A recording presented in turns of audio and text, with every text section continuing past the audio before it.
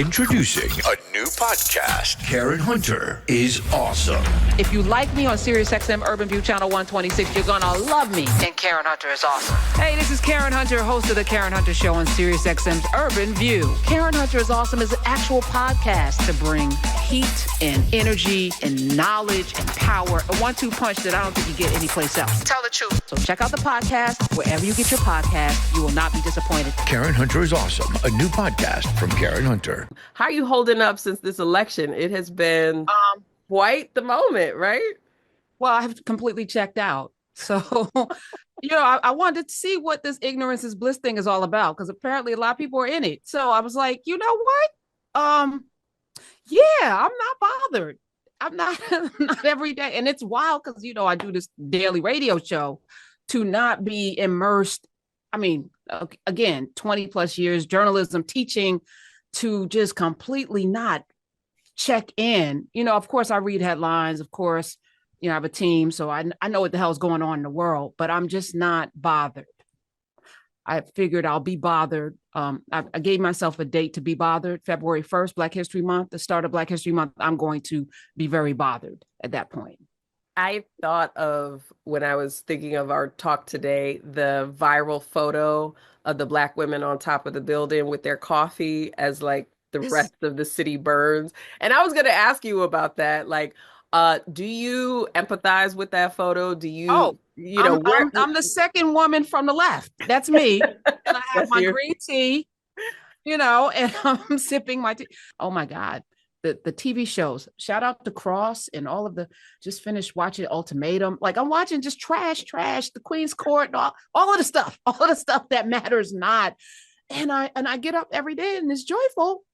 But I also realize that 100 years from now, we're going to need to do something today to make sure that we still have a society, that we have children that are thriving, that there's a foundation for civility and excellence that we need to establish right now.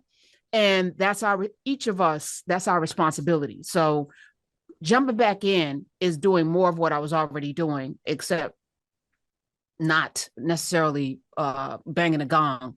Mm-hmm. And really tapping more people in, because this is not me.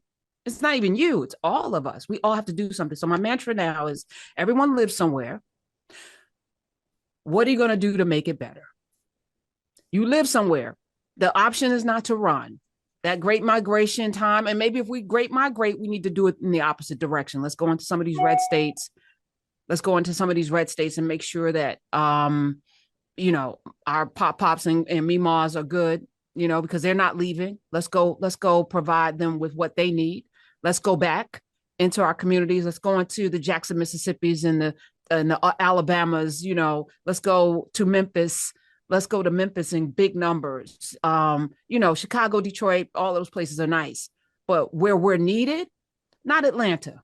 Maybe in some of those red counties. Texas has the largest population of Black people any place in the country in terms of sheer numbers. But we're packed and cracked into these little, it's a big state. Let's go in Mars. Let's go to Iowa. Let's go to Utah. There's a lot of land there. South and North Dakota, they each get 2 senators. Each of them. How? We got more people in the oranges than they have in New Jersey than they have in those. Folk are struggling in these places that require a lot in California, New York. Maybe 100,000 of us descended upon North and South Dakota with a plan. Why not? These are just thoughts, Natasha.